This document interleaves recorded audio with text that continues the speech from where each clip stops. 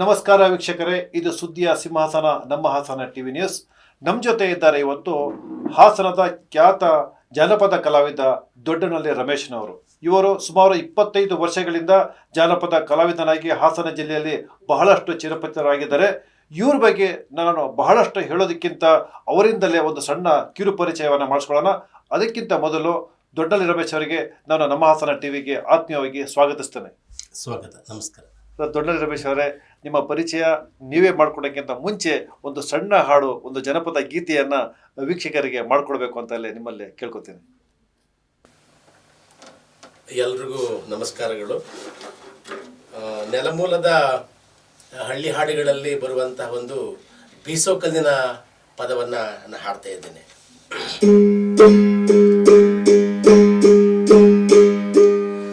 ಬೆಳಗಾಗಿ ನಾನೆದ್ದು ಯಾರ್ಯಾರ ನೆನೆಯಾಲಿ,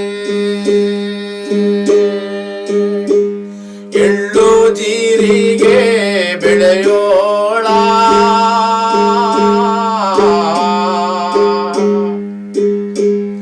ಎಳ್ಳು ಜೀರಿಗೆ ಬೆಳೆಯೋಳ ಭೂಮ್ತಾಯ ಎತ್ತೊಂದು ಗಳಿಗೆ ನೆನೆದೇನ.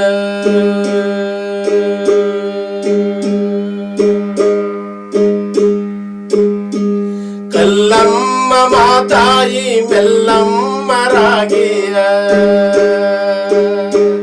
ಜಲ್ಲ ಜಲ್ಲನೆ ಉದುರಮ್ಮ, ಜಲ್ಲ ಜಲ್ಲನೆ ಉದುರಮ್ಮನ ನಿನಗೆ ಬೆಲ್ಲದ ರತಿಯ ಬೆಳಗೇನೋ.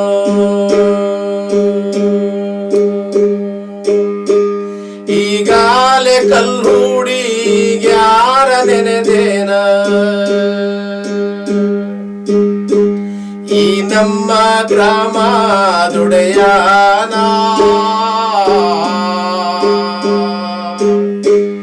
ಈ ನಮ್ಮ ಗ್ರಾಮ ದುಡೆಯ ಮಲ್ಲಯ್ಯನ ಈಗೆದ್ದು ಕೈಯ ಮುಗಿದೇನು.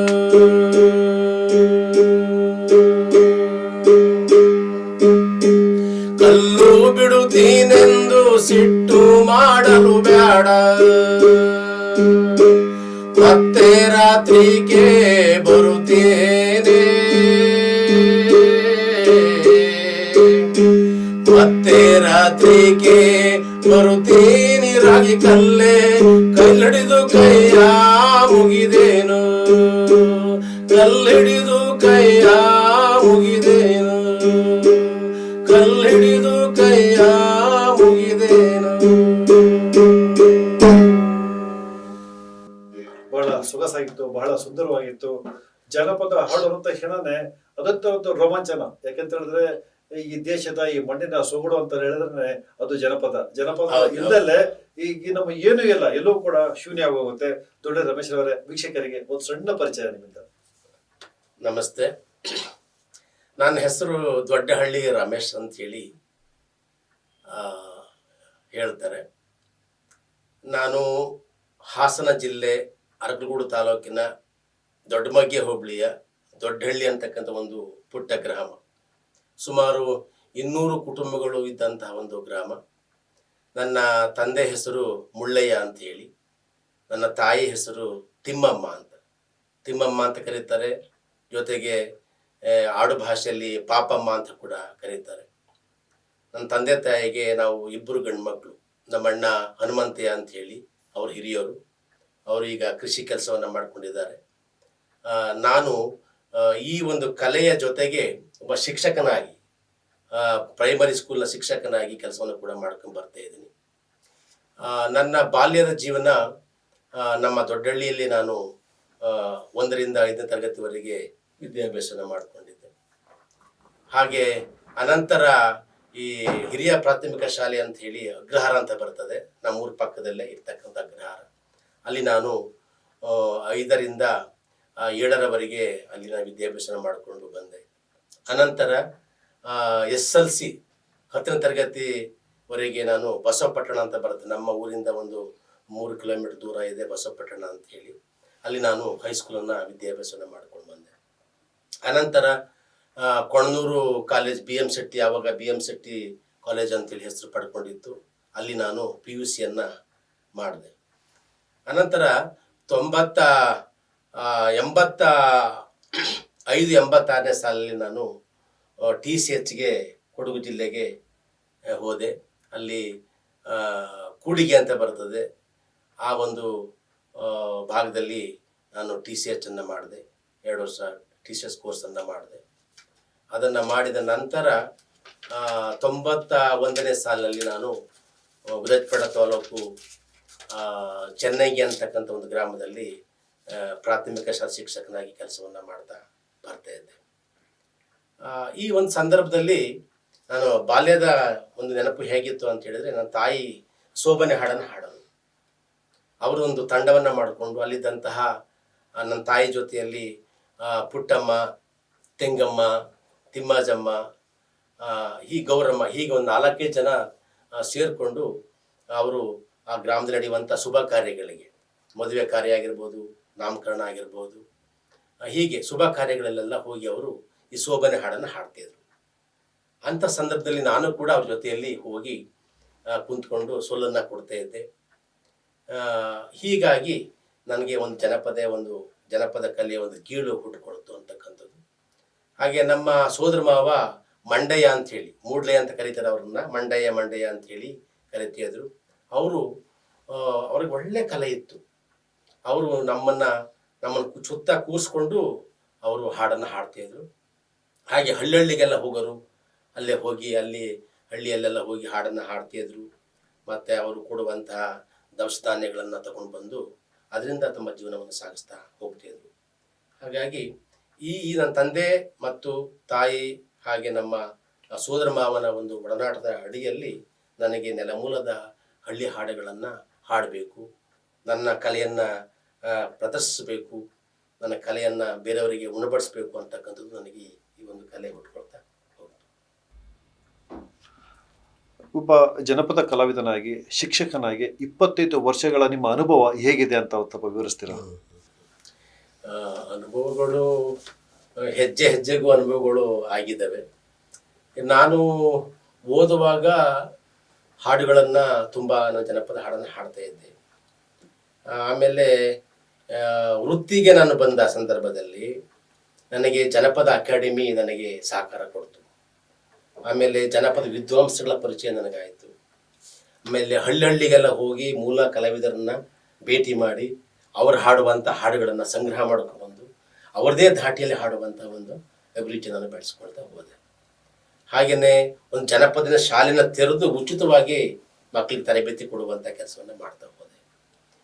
ನನಗೆ ಹೆಚ್ಚಿನ ಸಹಕಾರ ಕೊಟ್ಟಿರ್ತಕ್ಕಂಥದ್ದು ಕಲಾವಿದರ ಜೊತೆಗೆ ಆಕಾಶವಾಣಿ ನನಗೆ ಹಲವಾರು ಕಾರ್ಯಕ್ರಮಗಳನ್ನು ಕೊಟ್ಟು ನಾನು ಇಂಟ್ರೂ ಮಾಡಿ, ನಿಮ್ಮಲ್ಲಿ ಒಳ್ಳೆ ಪ್ರತಿಭೆ ಇದೆ, ಒಳ್ಳೆ ಕಲೆ ಇದೆ, ಅದನ್ನು ನೀವು ಬೆಳೆಸ್ತಾ ಹೋಗಿ ಅಂತೇಳಿ ನನಗೆ ಕಾರ್ಯಕ್ರಮ ಕೊಡ್ತಾ ಹೋಗ್ತು. ಹಾಗೆ ಕನ್ನಡ ಮತ್ತು ಸಂಸ್ಕೃತಿ ಇಲಾಖೆ ಕೂಡ ನನಗೆ ತುಂಬ ಸಹಕಾರವನ್ನು ಕೊಡ್ತಾ ಹೋಗ್ತು. ಜೊತೆಗೆ ಈ ಕನ್ನಡ ಸಾಹಿತ್ಯ ಪರಿಷತ್ತು ಕೂಡ ನನಗೆ ಕಾರ್ಯಕ್ರಮವನ್ನು ಕೊಡ್ತಾ ಹೋಗ್ತು. ಹಾಗೆ ನನ್ನ ಇಲಾಖೆಯಲ್ಲೂ ಕೂಡ ನನ್ನ ಕಲೆಯನ್ನು ಮೆಚ್ಚಿ ತುಂಬ ಸಹಕಾರವನ್ನು ಕೊಡ್ತಾ ಬರ್ತಾ ಇದ್ರು. ನಾನು ಒಂದು ತಂಡವನ್ನು ಕಟ್ಟಿಕೊಂಡು ನಾನು ಹಳ್ಳಿಗೆಲ್ಲ ಹೋಗಿ ಕಾರ್ಯಕ್ರಮಗಳನ್ನು ಮಾಡ್ತಕ್ಕಂಥದ್ದು, ಅವರ ಮೆಚ್ಚುಗೆಯನ್ನು ಪಡ್ಕೊಳ್ತಕ್ಕಂಥದ್ದು, ಅಲ್ಲಿರ್ತಕ್ಕಂಥ ಕಲಾವಿದರನ್ನ ಕೂಡ ನಾನು ಸಂಗ್ರಹ ಮಾಡಿಕೊಂಡು ಅವರನ್ನು ಪರಿಚಯ ಮಾಡಿಕೊಂಡು ಅವರಿಂದ ಸಾಹಿತ್ಯವನ್ನು ಸಂಗ್ರಹ ಮಾಡಿಕೊಂಡು ಅದೇ ಒಂದು ಧಾಟಿಯಲ್ಲಿ ಜನಪದ ಅಂದರೆ ಹೀಗೆ ಹಾಡಬೇಕು, ಈಗ ಸೋಬನೆಯನ್ನು ಹೀಗೆ ಹಾಡಬೇಕು, ಮಂಟಸ್ವಾಮಿ ಹಾಡನ್ನು ಹೀಗೆ ಹಾಡಬೇಕು ಅಂತಕ್ಕಂಥದ್ದು, ಕೂಲ್ ಪದಗಳು ಇದ್ದಾವೆ, ಇವೆಲ್ಲ ಹೀಗೆ ಹಾಡಬೇಕು ಅಂತಕ್ಕಂಥದ್ದನ್ನು ಅವರೆಲ್ಲ ತಿಳ್ಕೊಂಡು ನಾನು ಹಾಡ್ತಾ ಹೋದೆ. ನನಗೆ ಈ ಒಂದು ನನ್ನ ಹಾಸನ ಜಿಲ್ಲೆಯ ಎಲ್ಲರೂ ಕೂಡ ನನಗೆ ತುಂಬ ಸಹಕಾರ ಕೊಟ್ಟಿದ್ದಾರೆ. ನನಗೆ ಬೆಳೀಲಿಕ್ಕೆ ಇಲ್ಲಿಯ ಈ ಮಣ್ಣಿನ ವಿದ್ವಾಂಸರುಗಳು, ಈ ಜನಪದ ಕಲಾವಿದರುಗಳು ಮತ್ತು ದೃಶ್ಯ ಮಾಧ್ಯಮಗಳು ಇವೆಲ್ಲ ನನಗೆ ತುಂಬ ಸಹಕಾರ ಕೊಡ್ತಾರೆ. ಶಾಲಾ ಶಿಕ್ಷಕನಾಗಿ ನೀವು ಶಿಕ್ಷಣವನ್ನು ವಿದ್ಯಾರ್ಥಿಗಳಿಗೆ ಬಹಳಷ್ಟು ನೀಡಿದ್ದೀರಿ. ಈ ಜಾನಪದ ಕಲೆಯನ್ನ ನೀಡಿ ನಿಮ್ಮಿಂದ ಯಾರಾದರೂ ನಿಮ್ಮ ಉತ್ತರಾಧಿಕಾರಿಗಳು ಅನ್ನೋ ರೀತಿ ಅಥವಾ ಬೇರೆ ಕಲಾವಿದರು ಯಾರಾದರೂ ಇದ್ದಾರೆ. ಈಗ ನಾನು ಉಚಿತವಾಗಿ ಸುಮಾರು ಒಂದು 5-6 ವರ್ಷಗಳ ಕಾಲ ನಾನು ಉಚಿತವಾಗಿ ತರಬೇತಿಯನ್ನು ಕೊಡ್ತಾ ಇದ್ದೆ. ನನ್ನ ಹಾಡನ್ನು ಕಲ್ತಿರ್ತಕ್ಕಂಥ ತುಂಬ ಜನರುಗಳು ರಾಜ್ಯ ಮಟ್ಟದಲ್ಲಿ, ರಾಷ್ಟ್ರ ಮಟ್ಟದಲ್ಲಿ ಅವರು ತಮ್ಮ ಕಲೆಯನ್ನು ವ್ಯಕ್ತಪಡಿಸಿದ್ದಾರೆ. ಮತ್ತು ಎಷ್ಟೋ ಜನ ಹೇಳ್ತಾರೆ, ನಮ್ಮ ಶಿಷ್ಯನರೆಲ್ಲ ನಿಮ್ಮಿಂದ ನಾವು ಹಾಡನ್ನ ಅಭ್ಯಾಸ ಮಾಡೋದು ಕಲಿತು ಅಂತ ಹೇಳ್ತಾರೆ. ಅದು ಉಳಿಸ್ಕೊಂಡು ಹೋಗ್ತಾ ಇದ್ದಾರೆ. ಒಟ್ಟಾರೆ ನನ್ನ ದೃಷ್ಟಿಕೋನ ಏನು ಅಂತ ಹೇಳಿದ್ರೆ, ನಮ್ಮ ನೆಲಮೂಲದ ಹಳ್ಳಿ ಹಾಡುಗಳು ಜೀವಂತಿಕೆ ಪಡ್ಕೊಳ್ಬೇಕು. ಇದು ಹರಿಯ ನೀರಾಗಿರ್ಬೇಕು, ಇದು ನಿಲ್ಲಬಾರ್ದು ಇದು ಅಂತಕ್ಕಂಥ ನಮ್ಮ ಯೋಚನೆಗಳು. ಹಾಗಾಗಿ ಮತ್ತೆ ನಿಮ್ಮಿಂದ ಇನ್ನೊಂದು ಹಾಡು, ಒಂದು ತಂಬೂರಿ ಹಾಡು ನಿಮ್ಮಿಂದ ಅಂತ ಹಾಡ್ತೀನಿ.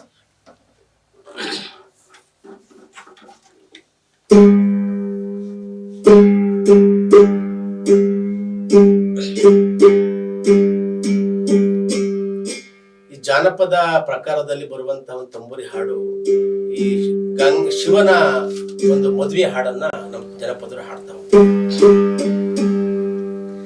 ಕಲ್ಯಾಣವೇ ಗೌರಿ ಕಲ್ಯಾಣವೇ, ಕಲ್ಯಾಣವೇ ಗೌರಿ ಕಲ್ಯಾಣವೇ, ಕಲ್ಯಾಣವೆನ್ನಿರಿ ಕಾರುಣ್ಯ ಮೂರುತಿ, ಕಲ್ಯಾಣವೆನ್ನಿರಿ ಕಾರುಣ್ಯ ಮೂರುತಿ, ಕಲ್ಯಾಣವೆನ್ನಿ ಜಯ ಜಯ,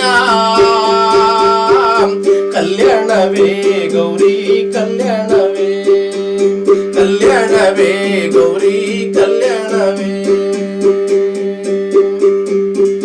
ಕೈಕಿ ಹುಯ್ಯುವಾಗ ಮೈ ಎಲ್ಲ ಚುಮ್ಮೆಂದು, ಕೈಕಿ ಹುಯ್ಯುವಾಗ ಮೈ ಎಲ್ಲ ಚುಮ್ಮೆಂದು, ಅಯ್ಯೋ ನಮ್ಮೆಣ್ಣು ಅಪರಂದೆ, ಕಲ್ಯಾಣವೇ ಗೌರಿ ಕಲ್ಯಾಣವೇ, ಕಲ್ಯಾಣವೇ ಗೌರಿ ಕಲ್ಯಾಣವೇ. ಅಯ್ಯೋ ನಮ್ಮೆಣ್ಣು ಅಪರಂಜಿ ಕೊಡುತ್ತೀವಿ, ಅಯ್ಯೋ ನಮ್ಮೆಣ್ಣು ಅಪರಂಜಿ ಕೊಡುತ್ತೀವಿ, ಇವಳು ಜೊತೆ ಸುಖ ಬಾಳು ಮಧುವಣ್ಣ, ಕಲ್ಯಾಣವೇ ಗೌರಿ ಕಲ್ಯಾಣವೇ, ಕಲ್ಯಾಣವೇ ಗೌರಿ ಕಲ್ಯಾಣವೇ. ತಾಳಿಯ ಧರಿಸೆ ತಾವರೆ ಮುತ್ತು ನಮ್ಮ, ತಾಳಿಯ ಧರಿಸೆ ತಾವರೆ ಮುತ್ತು ನಮ್ಮ, ತಾಳಿ ಬಾಳುವ ಮಗಳಯ್ಯ, ಕಲ್ಯಾಣವೇ ಗೌರಿ ಕಲ್ಯಾಣವೇ, ಕಲ್ಯಾಣವೇ ಗೌರಿ ಕಲ್ಯಾಣವೇ. ತಾಳಿ ಬಾಳುವ ಮಗಳಯ್ಯ ಮಧುವಣ್ಣ, ತಾಳಿ ಬಾಳುವ ಮಗಳಯ್ಯ ಮಧುವಣ್ಣ, ತಾಳಿಯ ಧರಿಸೋ ಮಧುವೆಣ್ಗೆ, ಕಲ್ಯಾಣವೇ ಗೌರಿ ಕಲ್ಯಾಣವೇ, ಕಲ್ಯಾಣವೇ ಗೌರಿ ಕಲ್ಯಾಣವೇ. ತಾಳಿ ಬಾಳುವ ಮಗಳಯ್ಯ ಮಧುವಣ್ಣ, ತಾಳಿಯ ಧರಿಸೋ ಮಧುವೆಣ್ಗೆ, ಕಲ್ಯಾಣವೇ ಗೌರಿ ಕಲ್ಯಾಣವೇ, ಕಲ್ಯಾಣವೇ ಗೌರಿ ಕಲ್ಯಾಣವೇ, ಕಲ್ಯಾಣವೇ ಗೌರಿ ಕಲ್ಯಾಣವೇ. ತುಂಬಾ ಚೆನ್ನಾಗಿತ್ತು, ಬಹಳ ಚೆನ್ನಾಗಿತ್ತು ಸರ್. ಈಗ ಬಹಳಷ್ಟು ಅಂದರೆ 2 ದಶಕಕ್ಕೂ ಹೆಚ್ಚು ಕಾಲ ನೀವು ಕಲಾವಿದನಾಗಿ ಈ ಜಿಲ್ಲೆ ಒಳಗಡೆ ಕೆಲಸ ಮಾಡಿದಿರಿ. ಬಹಳಷ್ಟು ಜನರಿಗೆ ನೀವು ಜನಪದ ಕಲೆಯನ್ನು ಕೂಡ ನೀಡಿದಿರಿ, ಹೊಸ ಪೀಳಿಗೆಗೂ ಕೂಡ ನೀಡಿದಿರಿ. ಮತ್ತು ಈ ಜಿಲ್ಲೆ ಇದೆಯಲ್ಲ, ಹಾಸನ ಜಿಲ್ಲೆ, ಇದು ಈ ಕಲಾವಿದರಿಗೆ, ಕಲಾ ಪ್ರದೇಶಕ್ಕೆ ಪ್ರಸಿದ್ಧಿ ಪಡೆದಿರುವಂಥದ್ದು. ಬೇಲೂರು ಹಳೆಬೀಡಿಂದ ಹಿಡಿದು ಇನ್ನು ಎಲ್ಲರೂ ಕೂಡ ಇದಕ್ಕೆ ಜೀವ ತುಂಬಿದ್ದಾರೆ. ಆದರೂ ಕೂಡ ಎಲ್ಲೋ ಒಂದು ಕಡೆ ಈ ಕಲೆಗೆ ಇತ್ತೀಚಿನ ಪೀಳಿಗೆ, ಇತ್ತೀಚಿನ ಜನಗಳು ಅಷ್ಟು ಪ್ರೋತ್ಸಾಹವನ್ನು ಕೊಡ್ತಾ ಇಲ್ಲ. ಕಲಾವಿದರ ಜೀವನ ಬಹಳ ಸಂಕಷ್ಟದಲ್ಲಿದೆ ಅಂತ ಕೇಳಿ ಬರುತ್ತೆ. ಅದ್ರ ಬಗ್ಗೆ ನಿಮ್ಮ ಅನುಭವದ ಮಾತುಗಳು ಏನು ಹೇಳ್ತೀರಾ? ನಮ್ಮ ಹಾಸನ ಜಿಲ್ಲೆ ಜನಪದ ಸಾಹಿತ್ಯದ ಆಗರ ಒಂದು ಕಾಲಘಟ್ಟದಲ್ಲಿ. ನಾವೆಲ್ಲ ಇವತ್ತೇನಾದರೂ 4 ಹಾಡನ್ನು ಹಾಡ್ತಾ ಇದ್ದೀವಿ, ಸಮಾಜ ನಮ್ಮನ್ನು ಗುರುತಿಸಿದೆ ಅಂತ ಹೇಳಿದ್ರೆ ಅದಕ್ಕೆ ನಮ್ಮ ಹಿಂದಿನ ಕಲಾವಿದರುಗಳ ಒಂದು ಆಶೀರ್ವಾದ, ಅವರ ಶ್ರಮ ಬಹಳ ಶ್ರೇಷ್ಠವಾಗಿರ್ತಕ್ಕಂಥದ್ದು. ಈಗ ನಾನು ಈ ಒಂದು ಮಟ್ಟಕ್ಕೆ ಬರಬೇಕು ಅಂದರೆ ಮುಖ್ಯವಾಗಿ ನನಗೆ ಪ್ರೇರಣೆ ಅಂತ ಹೇಳಿದರೆ ಎಸ್ ಕೆ ಕರೀಂ ಖಾನ್ರವರು. ನಾನು ಅವ್ರು ನೋಡಿರಲಿಲ್ಲ ಅವ್ರನ್ನ, ಅದು ಅವ್ರ ಸಾಹಿತ್ಯ ನಾನು ನೋಡಿದ್ದೆ, ಆ ಸಾಹಿತ್ಯನ ಹಾಡಿದ್ದೆ ಕೂಡ.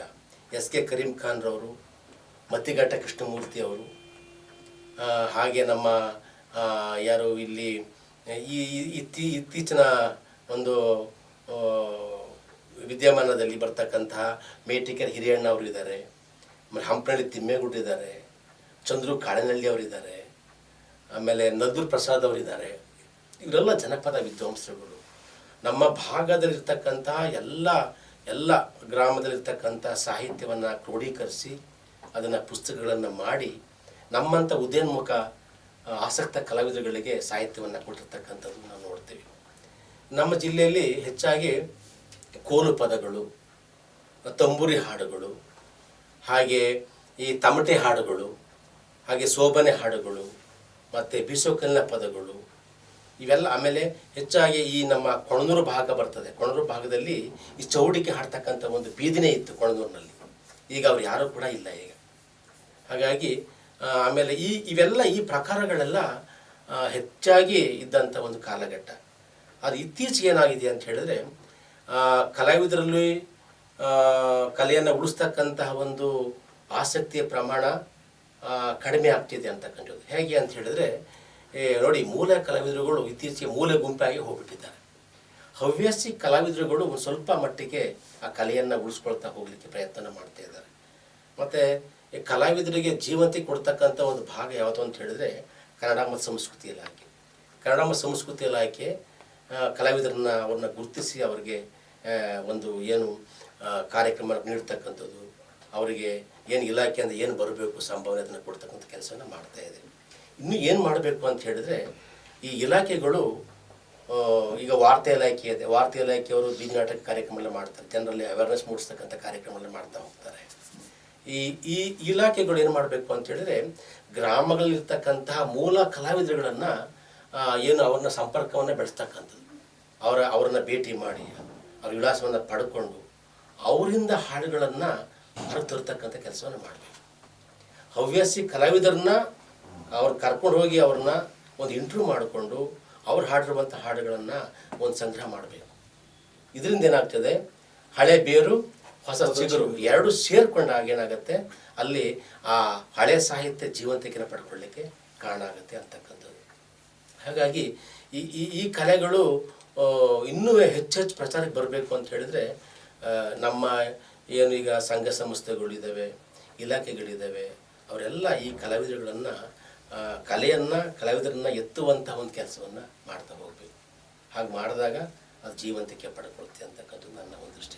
ಅದು ನೀವು ಈಗ ಹೇಳಿದ್ರೆ ನನಗೆ ಎಸ್ ಕೆ ಕರೀಂ ಖಾನ್ ಅವರು ಕೂಡ ಪ್ರೇರಣೆ ಆದರು ಅಂತ. ಅವರ ಒಂದು ಯಾವ್ದಾದ್ರು ಒಂದು ಹಾಡನ್ನ ತಾವು? ಇದೆ ಅವರ ಹಾಡುಗಳು ತುಂಬಾ ಇದಾವೆ. ಒಂದು ಹಾಡನ್ನು ಹಾಡ್ತೀನಿ ನಾನು.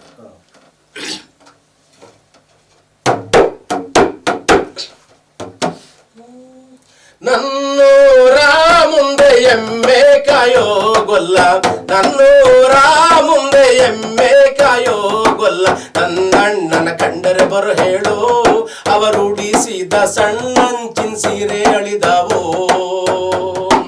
ನನ್ನಣ್ಣನ ಕಂಡರೆ ಬರ ಹೇಳು, ಅವರು ಉಡಿಸಿದ ಸಣ್ಣಂಚಿನ ಸೀರೆ ಅಳಿದಾವೋ. ನನ್ನ ತವರೋರು ಕನಕ ಮುತ್ತಿನೋರು, ನನ್ನ ತವರೋರು ಕನಕ ಮುತ್ತಿನೋದು, ಕೆಣಕಿದರಿವರು ಧನಿಕರು, ಅಣ್ಣೈಗಳು ಅಣಕದಿಂದಲೇ ಬರುತ್ತಾರೆ. ಕೆಣಕದರಿವರು ಧನಿಕರು, ಅಣ್ಣೈಗಳು ಅಣಕದಿಂದಲೇ ಬರುತ್ತಾರೆ. ನನ್ನೂರ ಮುಂದೆ ಎಮ್ಮೆ ಕಾಯೋ ಗೊಲ್ಲ, ನನ್ನೂರ ಮುಂದೆ ಎಮ್ಮೆ ಕಾಯೋ ಗೊಲ್ಲ, ನನ್ನಣ್ಣನ ಕಂಡರೆ ಬರ ಹೇಳು, ಅವರು ಉಡಿಸಿದ ಸಣ್ಣಂಚಿನ ಸೀರೆ ಅಳಿದಾವೋ. ನನ್ನಣ್ಣನ ಕಂಡರೆ ಬರ ಹೇಳು, ಅವರು ಉಡಿಸಿದ ಸಣ್ಣಂಚಿನ ಸೀರೆ ಅಳಿದಾವೋ. ಹಾದಿಯ ಹೊಲ ಬೇಡ ಬೀದಿಯ ಮನೆ ಬೇಡ, ಹಾದಿಯ ಹೊಲ ಬೇಡ ಬೀದಿಯ ಮನೆ ಬೇಡ, ಕಾಡಿಕಾರರ ಜೊತೆ ಬೇಡ, ಅಣ್ಣಯ್ಯ ಬೇಡಾದ ಹೆಣ್ಣ ತರ ಬೇಡ, ಕಾಡಿಕಾರರ ಜೊತೆ ಬೇಡ, ಅಣ್ಣಯ್ಯ ಬೇಡಾದ ಹೆಣ್ಣ ತರ ಬೇಡ. ನನ್ನೂರ ಮುಂದೆ ಎಮ್ಮೆ ಕಾಯೋ ಗೊಲ್ಲ, ನನ್ನೂರ ಮುಂದೆ ಎಮ್ಮೆ ಕಾಯೋ ಗೊಲ್ಲ, ನನ್ನಣ್ಣನ ಕಂಡರೆ ಬರ ಹೇಳು, ಅವರು ಉಡಿಸಿದ ಸಣ್ಣಂಚಿನ ಸೀರೆ ಅಳಿದಾವೋ. ಅವರು ಉಡಿಸಿದ ಸಣ್ಣಂಚಿನ ಸೀರೆ ಅಳಿದಾವೋ. ಇದು ಎಸ್ ಕೆ ಕರೀಂ ಖಾನ್ ಅವರು ಸಂಗ್ರಹ ಮಾಡಿರ್ತಕ್ಕಂಥ ಸಾಹಿತ್ಯ. ತುಂಬ ಹಾಡುಗಳಿದೆ, ಅವರು ತುಂಬ ಹಾಡನ್ನು ಬರೆದಿದ್ದಾರೆ, ಸಂಗ್ರಹ ಮಾಡಿದ್ದಾರೆ. ನಾನು ಎಲ್ಲೇ ಹೋದರೂ ಕೂಡ ನಮ್ಮ ಜಿಲ್ಲೆಯ ಕರೀಂ ಖಾನ್ ಅವರ ಹೆಸರನ್ನ ಹೇಳ್ತಾ, ಮತ್ತು ಮತ್ತಿಘಟ್ಟ ಕೃಷ್ಣಮೂರ್ತಿಯವರು ಕೂಡ ಅವರಷ್ಟೇ ಒಂದು ಪ್ರಬುದ್ಧವಾಗಿ ಸಾಹಿತ್ಯ ಸಂಗ್ರಹ ಮಾಡಿದಂಥ ಒಂದು ಜೀವ. ಅವರಿಬ್ಬರು ನಮ್ಮ ಹಾಸನ ಜಿಲ್ಲೆಯ ದೊಡ್ಡ ಜೀವಾಳ ಇದ್ದಂಗೆ ಇರ್ತಕ್ಕಂಥವ್ರು. ಸೊ ಇನ್ನಷ್ಟು ನಿಮ್ಮಿಂದ ಒಂದು ಎಸ್ ಎ ಕರೀಂ ಖಾನ್ ಬಗ್ಗೆ ಒಂದು ಸಣ್ಣ ವಿಶ್ಲೇಷಣೆ ಯಾವ ರೀತಿ ಮಾಡ್ತೀರಾ ಅವ್ರ ಸಾಹಿತ್ಯದ ಬಗ್ಗೆ? ಈಗ ಎಸ್ ಕೆ ಕರೀಂ ಖಾನ್ ರವರು, ನಾನು ಅವ್ರು ನೋಡಿಲ್ಲ. ಅವರ ಸಂಗ್ರಹ ಮಾಡಿರ್ತಕ್ಕಂಥ ಹಾಡುಗಳ ಪುಸ್ತಕಗಳು ನಮ್ಮ ಹತ್ರ ಇದ್ದಾವೆ. ನಾನು ಎಲ್ಲೇ ಹೋದರೂ ಕೂಡ, ಯಾವುದೇ ಕಾರ್ಯಕ್ರಮಗಳಿಗೆ ಹೋದರೂ ಕೂಡ, ನಾನು ಈಗ ಆಕಾಶವಾಣಿಗೆ ಹೋಗ್ಬೋದು, ದೂರದರ್ಶನಕ್ಕೆ ಹೋಗ್ಬೋದು, ಅಥವಾ ಇಲಾಖೆ ಕಾರ್ಯಕ್ರಮ ಮಾಡೋಕ್ಕೆ ಅಂತ ಹೋಗ್ಬೋದು. ಅಲ್ಲಿನ ಹೋದಾಗ ಆ ಭಾಗದ ಜನರಿಗೆ ನಾನು ಇವರ ಒಂದು ಪರಿಚಯವನ್ನು ಮಾಡ್ತಾ ಹೋಗ್ತೇನೆ. ನಾನು ಅವರು ಅಷ್ಟೊಂದು ಶ್ರಮವಹಿಸಿ ಹಳ್ಳಿಗಳಿಗೆಲ್ಲ ಹೋಗಿ ಸಾಹಿತ್ಯವನ್ನು ಸಂಗ್ರಹ ಮಾಡಿ ಪುಸ್ತಕವನ್ನು ಮಾಡಿ ಅದನ್ನು ಉಳಿಸಿ ಹೋಗಿದ್ದಾರೆ. ಅವ್ರು ಉಳಿಸ್ಕೊಟ್ಟು ಹೋಗಿರ್ತಕ್ಕಂಥ ಸಾಹಿತ್ಯವನ್ನು ನಾವು ಅದನ್ನು ಮೇಲ್ಮಟ್ಟ ತಗೊಂಡು ಹೋಗ್ತಕ್ಕಂಥದ್ದು ನಮ್ಮ ಈ ಮುಂದಿನ ಯುವ ಪೀಳಿಗೆ ಒಂದು ಕರ್ತವ್ಯ ಅಂತೇಳಿ ನಾವು ಭಾವಿಸ್ಕೊಂಡಿದ್ದೀವಿ. ಹಾಗಾಗಿ ಓಕೆ ಸರ್, ಈಗ ನೀವು ಎಸ್ ಎ ಕರೀಂ ಖಾನ್ ಅವರ ಪ್ರಶಸ್ತಿ ಸೇರಿದಂತೆ ಅನೇಕ ಪ್ರಶಸ್ತಿಗೆ ಭಾಜನವಾಗಿದ್ರಿ. ನಿಮಗೆ ಯಾವ್ಯಾವ ಪ್ರಶಸ್ತಿಗಳು, ಸನ್ಮಾನಗಳು, ಪುರಸ್ಕಾರ ಸಿಕ್ಕಿದ್ದಾವೆ ಇಲ್ಲಿ? ನೋಡಿ, ನಾನು 95ರಲ್ಲಿ ನಾನು ಹಾಸನಕ್ಕೆ ಬಂದೆ, ಕೊಡಗು ಜಿಲ್ಲೆಯಿಂದ ಹಾಸನ ಬಂದೆ. ಅಂಥ ಸಂದರ್ಭದಲ್ಲಿ ಸಾವಿರಾರು ಕಾರ್ಯಕ್ರಮ ಮಾಡಿದ್ದೀನಿ ನಾನು. ನಿರಂತರವಾಗಿ ನನ್ನ ವೃತ್ತಿಯನ್ನು ಮಾಡಿಕೊಂಡು ಹಗಲು ರಾತ್ರಿ ಅನ್ನೋದೇ ಕಾರ್ಯಕ್ರಮ ಮಾಡ್ತಾ ನಾನು ಹೋಗ್ತಾ ಇದ್ದೆ. ನಾವು ನನಗೆ ಡಾಕ್ಟರ್ ಬಿ ಆರ್ ಅಂಬೇಡ್ಕರ್ ಅವರ ಫೆಲೋಶಿಪ್ ಅವಾರ್ಡ್ಸು ಅಂತ ಡೆಲ್ಲಿಲಿ ಕೊಟ್ಟರು. ನನಗೆ ಜನಪದ ಅಕಾಡೆಮಿ ನನ್ನನ್ನು ಡೆಲ್ಲಿಯಲ್ಲಿ ನನ್ನ ಸನ್ಮಾನ ಗೌರವಿಸ್ತು ನನ್ನನ್ನು. ಆಮೇಲೆ ಬುದ್ಧ ಪ್ರಶಸ್ತಿ ಅಂಥೇಳಿ ರಾಜ್ಯೋತ್ಸವ ಅವಾರ್ಡ್ಸು ನನಗೆ ದೊರಕಿದೆ. ಎಲ್ಲದಕ್ಕಿಂತಲೂ ಕೂಡ ನನ್ನ ನೆಲದ ಮಣ್ಣಿನ ಪ್ರಶಸ್ತಿ ಅಂದರೆ ಎಸ್ ಕೆ ಕರೀಂ ಖಾನ್ ಅವರ ಪ್ರಶಸ್ತಿ. ಅದು ನಾನು ಯಾವತ್ತೂ ಮರೆಯೋಕ್ಕಾಗೋದಿಲ್ಲ. ಅವರು ಬಿಟ್ಕೊಟ್ಟೋಗಿರ್ತಕ್ಕಂಥ ಒಂದು ನೆಲಗಟ್ಟಿನಲ್ಲಿ ನಾವು ಅವ್ರ ಹೆಸರು ಹೇಳ್ತಾ ನಾವು ಹಾಡ್ತಾ ಹೋದಂಥವು, ಅದು ನನಗೆ ದೊಡ್ಡ ಕೊಡುಗೆ ಅಂತೇಳಿ ನಾನು ಭಾವಿಸ್ಕೊಳ್ತೀನಿ. ಸಂಘ ಸಂಸ್ಥೆಗಳೆಲ್ಲ ತುಂಬ ನಮ್ಮನ್ನು ಗೌರವಿಸಿದ್ದಾವೆ.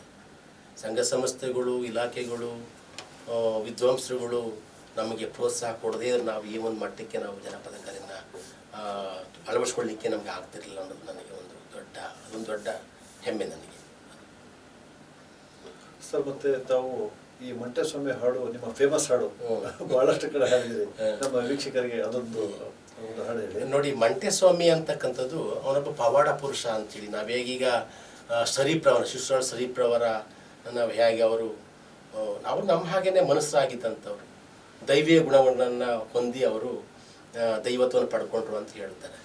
ಈ ಮಂಟೇಸ್ವಾಮಿ ಕಥನ ಗೀತೆ ಹೇಗಿದೆ ಅಂದರೆ, ಈ 12ನೇ ಶತಮಾನದಲ್ಲಿ ಬಸವಣ್ಣನವರ ಉತ್ತರ ಭಾಗದಲ್ಲಿ, ಬಸವಣ್ಣನವರ ಕಾಲಘಟ್ಟದಲ್ಲಿ ಈ ಮಂಟೇಸ್ವಾಮಿ, ಮಲೆಯ ಮಾದೇಶ್ವರರು ಎಲ್ಲ ಇದ್ದಂಥ ಒಂದು ಕಾಲಘಟ್ಟ.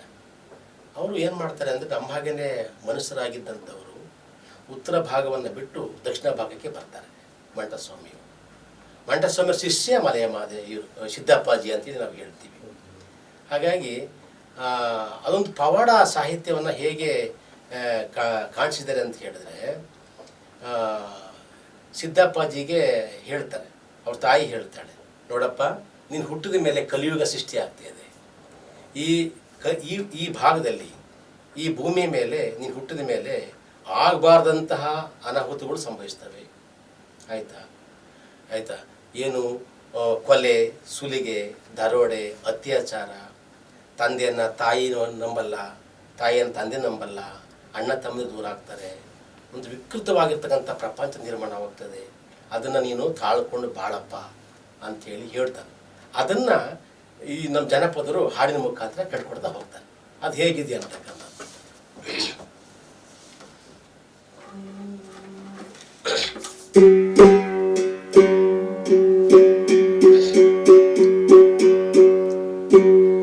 ಗಜಮುಖನೆ ಗರ್ಭ ಶ್ರೀ ಗಣನಾಥ,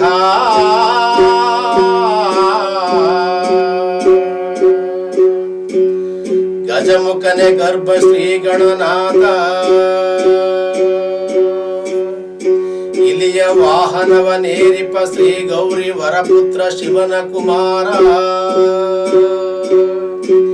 ವಿದ್ಯಾದಾಯಕ ಕೊಡು ಎನಗೆ ನಿನ ಮತಿಯ ನಿನ ಪಾದ ಕಮಲಗಳಿಗೆ ಮೊದಲು ಶರಣು ಶರಣಯ್ಯ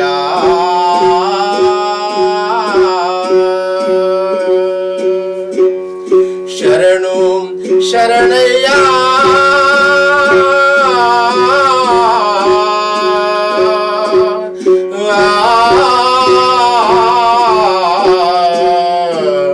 ಶರಣು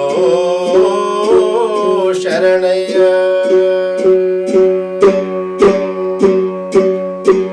ಹಾಡಿದವರ ಮನವ ಬಲ್ಲೆ ನೀಡಿದವರ ನಿಜವ ಬಲ್ಲೆ ಸಿದ್ದಯ್ಯ ಸ್ವಾಮಿ ಬನ್ನಿ ಕಂಡಾಯದ ಒಡೆಯ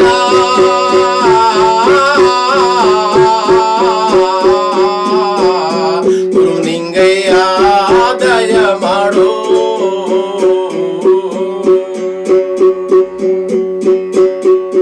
ನಾಳೆ ಕಲಿಯುಗದಲ್ಲಿ ಕೇಳಪ್ಪ ನನ್ನ ಮಗನೇ ನೀಲಿ ಸಿದ್ದಪ್ಪಾಗೆ 7 ವರ್ಷದ ಬಾಲೆ ಋತುಮತಿಯಾಗಬೇಕು 8 ವರ್ಷಕ್ಕೆ ಅವಳು ಜೋಡಿ ಮಕ್ಕಳಿರಬೇಕು ಜೋಡಿ ತೊಟ್ಲು ಕಟ್ಟಿಕೊಂಡು ಜೋಗುಳ ಹಾಡಬೇಕು ಅಯ್ಯ ಅತ್ತೆ ಮಾತು ಹಿಂದಾಗಬೇಕು ಸೊಸೆಯ ಮಾತೆ ಮುಂದಾಗಬೇಕು ಸಿದ್ದಯ್ಯ ಸ್ವಾಮಿ ಬನ್ನಿ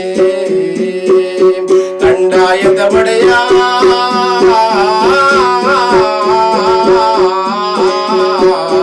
ಗುರುನಿಂಗಯ್ಯ ದಯ ಮಾಡು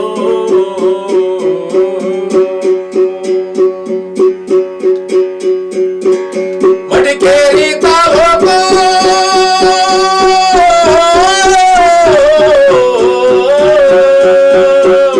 ಮಡಿಕೇರಿ ತಾಲೂಕು ನಿರ್ಲೆ ಸಾಲಿ ಗ್ರಾಮ ಹರಳೆ ಹಂಪಾಪುರ ಕಪ್ಪಡಿಯೇ ಕೈಲಾಸ ಕಣ್ಮಣಿಯೇ ಚಂದಗಾಲ ತೋಪಿನ ದೊಡ್ಡಮ್ಮ ಈರಾ ಚನ್ನಜಮ್ಮ ಕಾವೇರಿ ಬಂದವಳೆ ನದಿಯ ಪಕ್ಕದ ಒಳಗೆ ಮಳವಳ್ಳಿ ಸ್ವಾಮಿಗಳು ಅಯ್ಯ ನಾವು ಕೂಗುವ ಕೂಗು ನಿಮ್ಮ ಪಾದಕ್ಕರುವಾಗಲಪ್ಪ ಸಿದ್ದಯ್ಯ ಸ್ವಾಮಿ ಬಂದೆ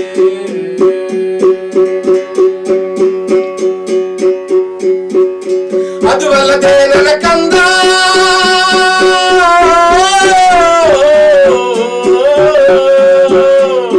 ಅದು ಅಲ್ಲದೆ ನನ್ನ ಕಂದ ನಾಳೆ ಕಲಿಯುಗದಲ್ಲಿ ಕೇಳಪ್ಪ ನನ್ನ ಮಗನೇ ನೀಲಿ ಸಿದ್ದಪ್ಪದೇ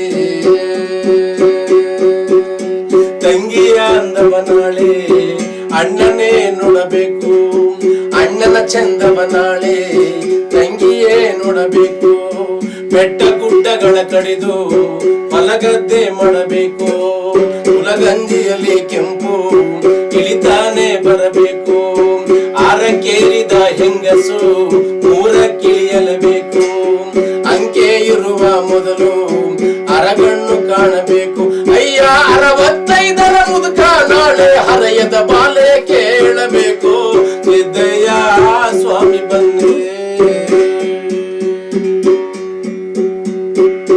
ಅದು ಅಲ್ಲದೆ ನನ್ನ ಕಂದ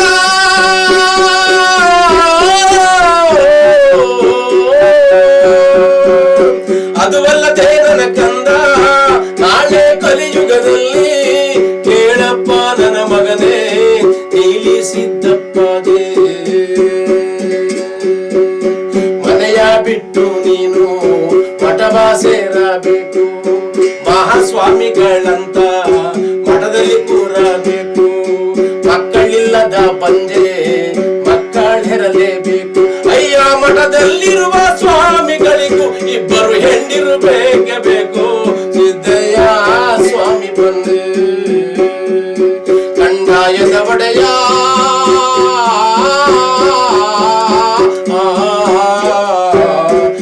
ಜ್ಯೋತಿರ್ಲಿಂಗಯ್ಯ ಬಂದು ನಂಬಿದೋರ ಮನೆಯ ಒಳಗೆ ತುಂಬಿ ತುಳುಕಾಡು ಬಾಪ ಸಿದ್ದಯ್ಯ ಸ್ವಾಮಿ ಬಂದು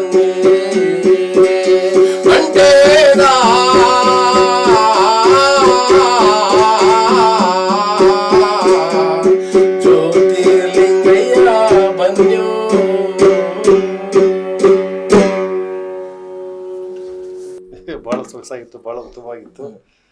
ನೀವು ಹಾಡಿನ ಜೊತೆ ಹಾಡಿನ ಹಿನ್ನೆಲೆಯನ್ನು ಕೂಡ ನೀವು ವೀಕ್ಷಕರಿಗೆ ವಿವರಣೆ ಕೊಟ್ಟಿದ್ದೀರಿ. ಜೊತೆಗೆ ಒಂದು ಸಂತ ಶಿಶುನಾಳ ಶರೀಫ್ ಅವರದ್ದು ಒಂದು ಹಾಡು ತಮ್ಮಿಂದ ಏನಾದ್ರು ಹಾಡಿದ್ರೆ ತುಂಬಾ ಚೆನ್ನಾಗಿರೋದು ಅಂತ. ಶರೀಫ್ ಅವರ ಗೀತೆಗಳು ತುಂಬಾ ಇದಾವೆ, ಹಾಡ್ತೀನಿ ಅದು.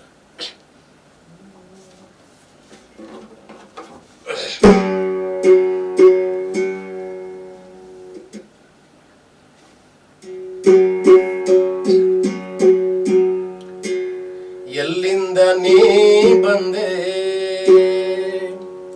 ಅಲ್ಲಿಂದ ಏನ್ ತಂದೆ, ಎಲ್ಲಿಂದ ನೀ ಬಂದೆ ಅಲ್ಲಿಂದ ಏನ್ ತಂದೆ, ಎಲ್ಲಿಂದ ನೀ ಬಂದೆ ಅಲ್ಲಿಂದ ಏನ್ ತಂದೆ, ಇಲ್ಲಿಂದ ಏನೊಯ್ವೆ ಮುಂದೆ, ಓ ಇಲ್ಲಿಂದ ಏನೊಯ್ವೆ ಮುಂದೆ, ಎಲ್ಲಿಂದ ನೀ ಬಂದೆ ಅಲ್ಲಿಂದ ಏನ್ ತಂದೆ, ಎಲ್ಲಿಂದ ನೀ ಬಂದೆ ಅಲ್ಲಿಂದ ಏನ್ ತಂದೆ, ಎಲ್ಲಿಂದ ಏನೊಯ್ವೆ ಮುಂದೆ, ಓ ಎಲ್ಲಿಂದ ಏನೊಯ್ವೆ ಮುಂದೆ. ಕೂಡಿಟ್ಟ ಹಣವೆಲ್ಲ ಮಣ್ಣಾಗಿ ಹೋಗುವಾಗ, ಕೂಡಿಟ್ಟ ಹಣವೆಲ್ಲ ಮಣ್ಣಾಗಿ ಹೋಗುವಾಗ, ನಿನಗೇನು ಉಳಿಯಿತೆ ಮನವೇ, ನಿನಗೇನು ಉಳಿಯಿತೆ ಮನವೇ, ನಿನಗೇನು ಉಳಿಯಿತೆ ಮನವೇ, ಎಲ್ಲಿಂದ ನೀ ಬಂದೆ ಅಲ್ಲಿಂದ ಏನ್ ತಂದೆ, ಎಲ್ಲಿಂದ ನೀ ಬಂದೆ ಅಲ್ಲಿಂದ ಏನ್ ತಂದೆ, ಇಲ್ಲಿಂದ ಏನೊಯ್ವೆ ಮುಂದೆ, ಓ ಎಲ್ಲಿಂದ ಏನೊಯ್ವೆ ಮುಂದೆ.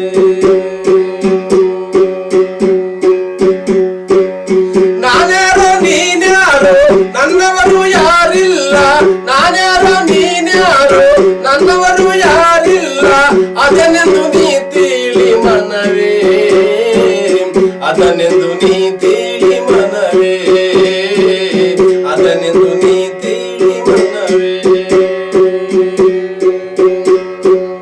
ಕೊಟ್ಟೋನು ಕಡು ಜಾಣ ಇಟ್ಟೋನು ಕಡು ಮೂರ್ಖ, ಕೊಟ್ಟೋನು ಕಡು ಜಾಣ ಇಟ್ಟೋನು ಕಡು ಮೂರ್ಖ, ಕೊಟ್ಟೂನಿ ಕೆಡಬೇಡ ಮನವೇ, ಕೊಟ್ಟೂನಿ ಕೆಡಬೇಡ ಮನವೇ, ಕೊಟ್ಟೂನಿ ಕೆಡಬೇಡ ಮನವೇ. ಮಮತೆಯ ಮನೆ ಮಾಡಿ ಮಡದಿಯ ಜೊತೆಗೂಡಿ, ಮಮತೆಯ ಮನೆ ಮಾಡಿ ಮಡದಿಯ ಜೊತೆಗೂಡಿ, ನಗು ನಗುತ್ತಿರಬೇಕು ಮನವೇ, ನಗು ನಗುತ್ತಿರಬೇಕು ಮನವೇ, ನಗು ನಗುತ್ತಿರಬೇಕು ಮನವೇ, ಎಲ್ಲಿಂದ ನೀ ಬಂದೆ ಅಲ್ಲಿಂದ ಏನ್ ತಂದೆ, ಎಲ್ಲಿಂದ ನೀ ಬಂದೆ ಅಲ್ಲಿಂದ ಏನ್ ತಂದೆ, ಇಲ್ಲಿಂದ ಏನೊಯ್ವೆ ಮುಂದೆ, ಓ ಇಲ್ಲಿಂದ ಏನೊಯ್ವೆ ಮುಂದೆ. ಬಹಳ ಉತ್ತಮವಾಗಿತ್ತು, ಸೊಗಸಾಗಿತ್ತು. ಆಯ್ತಾ. ಈ ಶರೀಫರಾಗಿರ್ಬೋದು, ಸಿದ್ಧರೂಢರಾಗಿರ್ಬೋದು, ಅವ್ರು ಯಾರು ಕೂಡ ಮಾನವ ಜನ್ಮ ಒಂದೇ ಅಂತಕ್ಕಂಥ ಹೇಳಿದಂಥದ್ದು. ಅವ್ರು ನಿನ್ನ ಆ ಧರ್ಮ ಈ ಧರ್ಮ ಆ ಜಾತಿ ಈ ಜಾತಿ ಅಂತ ಹೇಳಲಿಲ್ಲ ಅವರು. ನಾವೆಲ್ಲ ಮನುಷ್ಯರು, ನಾವೆಲ್ಲ ದೇವ್ರ ಮಕ್ಕಳು, ಹಾಗಾಗಿ ನಾವೆಲ್ಲ ಒಟ್ಟಾಗಿ ಬಾಳಬೇಕು ಬದುಕಬೇಕು ಅಂತಕ್ಕಂಥದ್ದನ್ನೇ ಅವರು ರೂಢಿಸ್ಕೊಂಡ್ಬಂದಂಥವ್ರು. ಆದರೆ ಇತ್ತೀಚಿನ ಬೆಳವಣಿಗೆ ಏನಾಗ್ತಿದೆ ಅಂತ ಹೇಳಿದರೆ, ತಮ್ಮ ಸ್ವಾರ್ಥಕ್ಕೋಸ್ಕರ ತಮ್ಮ ಬದುಕನ್ನು ಕಟ್ಕೊಳ್ಳೋದಕ್ಕೋಸ್ಕರ ಜಾತಿಗಳಲ್ಲಿ ಧರ್ಮಗಳಲ್ಲಿ ಪಂಗಡಗಳಲ್ಲಿ ವೈಷಮ್ಯವನ್ನು ತಂದುಕೊಂಡು ಇವತ್ತು ನಮ್ಮ ಸಮಾಜ ಎಲ್ಲೋ ಒಂದು ಕಡೆಯ ಒಂದು ರೀತಿಯ ದುಃಖದ ಮಡಿನಲ್ಲಿ ಸಿಲುಕ್ತಾ ಇದೆಯೇನೋ ಅಂತಕ್ಕಂಥ ನಾವು ಕಾಣ್ತೀವಿ. ಹಾಗಾಗಿ ನಮ್ಮ ಸಿದ್ಧರೂಢರು ಏನು ಒಂದು ಹೇಳ್ತಾರೆ, ಒಂದು ಹಾಡು ಹೇಳ್ತಾರೆ. ಹೇಗೆ ಹೇಳ್ತಾರೆ ಅಂತ ಹೇಳಿರೋದು, ಭಿನ್ನ ಭೇದ ಮಾಡಬೇಡಿ ಅಂತ ಹೇಳಿ, ಯಾರಲ್ಲೂ ಕೂಡ ನೀವು ಭೇದ ಇಡಕ್ಕೆ ಹೋಗಬೇಡಿ, ಎಲ್ಲರೂ ಮನಸ್ಸರೇ ಅಂತಕ್ಕಂಥದ್ದು. ಎಲ್ಲರ ಮೈದು ಹರಿತಕ್ಕಂಥ ರಕ್ತನ ಕೂಡ ಒಂದೇ ಆಗಿರ್ತಕ್ಕಂಥದ್ದು, ಎಲ್ಲ ತಿಂತಕ್ಕಂಥ ಅನ್ನ ಒಂದೇ ಆಗಿರ್ತದೆ. ಹಾಗಾಗಿ ನಮ್ಮಲ್ಲಿ ಯಾಕೆ ಪಡೆದಾಟ ಅನ್ನೋದನ್ನ ಹೇಳ್ತಾ ಹೋಗ್ತಾರೆ.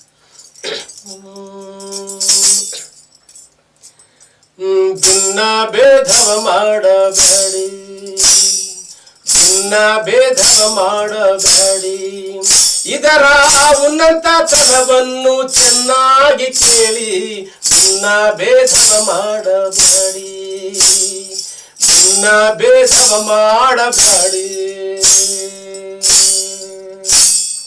ಮನೆ ಮನೆ ತಿರುಗೋದು ಬೇಕು, ಮನೆ ಮನೆ ತಿರುಗೋದು ಬೇಕು.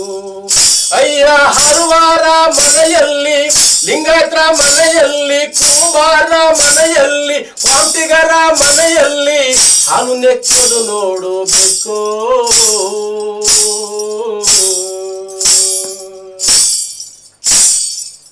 ಅಯ್ಯ ಹೊಲೆಯಾರ ಮನೆಯಲ್ಲಿ, ಮಾದಿಗರ ಮನೆಯಲ್ಲಿ, ಕುರುಬಾರ ಮನೆಯಲ್ಲಿ, ಗೌಡಾರ ಮನೆಯಲ್ಲಿ ಬಾಡು ತಿನ್ನೋದು ನೋಡಬೇಕು.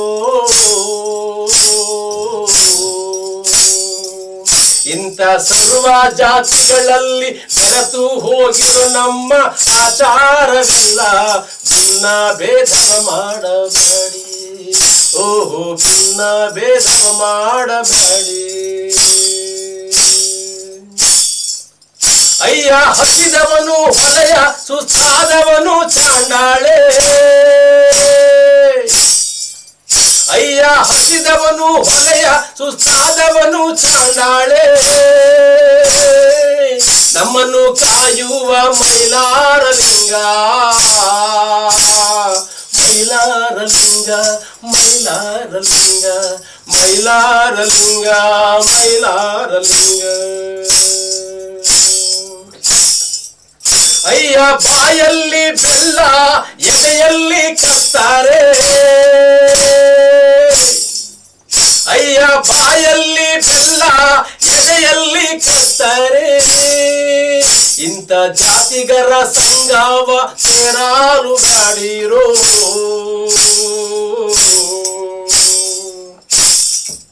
ನಮಗೆ ಇರವಲ್ಲ ಸ್ಥಿರವಲ್ಲ, ನಮಗೆ ಇರವಲ್ಲ ಸ್ಥಿರವಲ್ಲ, ನನ್ನ ಜನ್ಮ ಸ್ಥಿರವಲ್ಲ. ಆಡಿಕೊಳ್ಳಲು ಬ್ಯಾಡಿ ಬಡವಾರ ಬಂಗ, ಕತ್ತಾಲೊಳು ಬಿಡದಿಂಗಳಿಗ. ಓಹೋ ಕತ್ತಾಲೊಳು ಬಿಡದಿಂಗಳಿಗ, ಆಹಾ ಕತ್ತಾಲೊಳು ಬಿಡದಿಂಗಳಿಗ. ಬಹಳ ಉತ್ತಮವಾಗಿತ್ತು. ಇಂದಿನ ಪರಿಸ್ಥಿತಿಗೆ ಈ ಹಾಡು ಕೂಡ ಸೂಕ್ತವಾಗಿ ಸೂಪರ್ ಆಗಿದೆ.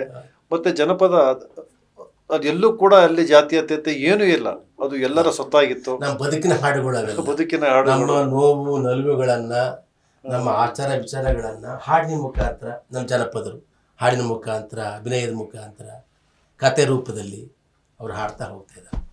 ನಾನು ಆಗಾಗ ಹೇಳ್ತಾ ಇರ್ತೇನೆ, ಯಾವಾಗ ಮನುಷ್ಯ ಜಾನಪದನಾಗಿದ್ನೋ, ಅವಿದ್ಯಾವಂತನಾಗಿದ್ದು ಕೂಡ ಕಲೆಗೆ ಪ್ರೋತ್ಸಾಹ ಕೊಡ್ತಾ ಇದ್ನೋ, ಅವಿದ್ಯಾವಂತನಾಗಿದ್ದಾಗಿದ್ದಷ್ಟು ಸಮೃದ್ಧಿ ಈಗಿಲ್ಲ. ಈಗ ವಿದ್ಯಾವಂತರಿಂದನೇ ನಮಗೆ ಸಂಸ್ಕಾರಗಳಿತ್ತು, ಸಂಸ್ಕೃತಿ ಇತ್ತು, ತುಂಬಾ ಹಸನ್ಮುಖಿಯಾಗಿ ಮನುಷ್ಯ ಬದುಕ್ತಾ ಇದ್ದ, ಶಾಂತಿಯಾಗಿ ಬದುಕ್ತಾ ಇದ್ದ, ಅತಿ ಹೆಚ್ಚಾಗಿ ನೆಮ್ಮದಿಯಾಗಿ ಬದುಕ್ತಾ ಇದ್ದ. ಅದಾದ ನಂತರ ನಾಗರಿಕ ಅನ್ನೋ ಪದ ಸೇರ್ಕೊಂಡ್ಮೇಲೆ, ವಿದ್ಯಾವಂತನಾದ ಆವಿಷ್ಕಾರಗಳಾದ್ಮೇಲೆ ಮನಸ್ಸು ಕೆಡಿಸ್ಕೊಬಿಟ್ಟು ಜಾತಿ ಧರ್ಮದ ಹೆಸರಲ್ಲಿ ಒದ್ದಾಡ್ತಾ ಇದ್ದಾನೆ. ಇಂಥ ಸಂದರ್ಭದಲ್ಲಿ ಈ ಹಾಡು ಬಹಳ ಪ್ರಸ್ತುತ ಅನ್ಸುತ್ತೆ. ಇಲ್ಲಿವರೆಗೆ ನಮ್ಮ ಹಾಸನ ಟಿವಿಗೆ ಬಂದು ನಿಮ್ಮ ಅಮೂಲ್ಯವಾದ ಸಮಯನ ಕೊಟ್ಟಿದ್ದೀರಿ. ಮುಂದೆನೂ ನೀವು ಬರ್ತಾ ಇರ್ತೀರಿ ಅಂತ ಹೇಳ್ತಾ, ನಾನು ಈಗ ಕಾರ್ಯಕ್ರಮ ಮುಗಿಯುತ್ತೆ ಅಂತ ಹೇಳ್ತಾ ಇಲ್ಲ, ಇವತ್ತು ಈ ಕಾರ್ಯಕ್ರಮಕ್ಕೆ ಒಂದು ಸಣ್ಣ ವಿರಾಮ ಕೊಡ್ತಾ ಇದ್ದೀನಿ ಅಂತ ಹೇಳ್ತಾ ಈ ಕಾರ್ಯಕ್ರಮ ಮುಗಿಸ್ತೀನಿ. ನಿಮಗೆ ನಮ್ಮ ಹಾಸನ ಟಿವಿಯ ಬಳಗದ ಪರವಾಗಿ ಮತ್ತು ವೀಕ್ಷಕರ ಪರವಾಗಿ ಧನ್ಯವಾದಗಳು. ನನಗೆ ನನ್ನ ಕಲೆಯನ್ನು ಗುರುತಿಸಿ ನಮ್ಮ ಹಾಸನ ಚಾನಲ್ರವರು ಒಂದು ಒಳ್ಳೆಯ ಅವಕಾಶವನ್ನು ಕೊಟ್ಟಿದ್ದಾರೆ, ನನ್ನ ಪರಿಚಯ ಮಾಡಿಕೊಟ್ಟಿದ್ದಾರೆ. ನಾನು ನನ್ನ ಕಲೆಯ ಮುಖಾಂತರ, ನನ್ನ ಕಲಾವಿದರ ಪರವಾಗಿ ಮತ್ತು ನನ್ನ ವೈಯಕ್ತಿಕವಾಗಿ ನಿಮ್ಗೆ ಕೂಡ ಧನ್ಯವಾದವನ್ನು ಅರ್ಪಿಸ್ತೀನಿ. ನಮಸ್ತೆ.